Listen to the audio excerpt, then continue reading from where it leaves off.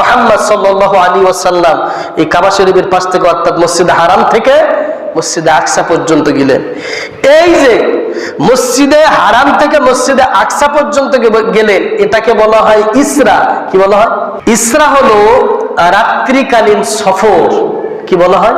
আর মসজিদুল আকসা থেকে শুরু করে প্রথম আসমান, দ্বিতীয় আসমান, তৃতীয়, চতুর্থ, পঞ্চম আসমান ভেদ করে, সপ্তম আসমান ভেদ করে বাইতুল মামুর, সিদরাতুল মুনতাহা পর্যন্ত যে চলে গেলেন, এটাকে বলা হয় মিরাজ। কি বলা হয়? মিরাজ।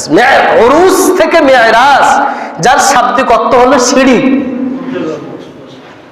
এটাকে আরো সুন্দর ভাষায় বলা হয় উর্দু আরোহণ, যেটাকে উপর দিকে যায়। কোন দিকে? উপর। এটাকে বলা হয় মিরাজ। তাহলে ইসরা হলো হারাম থেকে মসজিদে আকসা, আর মসজিদে আকসা থেকে শুরু করে সিদরাতুল মুনতাহা পর্যন্ত হলো মিরাজ। উর্দু আরোহণ করে মুহাম্মদ সাল্লাল্লাহু আলাইহি ওয়াসাল্লাম আল্লাহর সান্নিধ্যে লাভ করছিলেন। সুবহানাল্লাহ।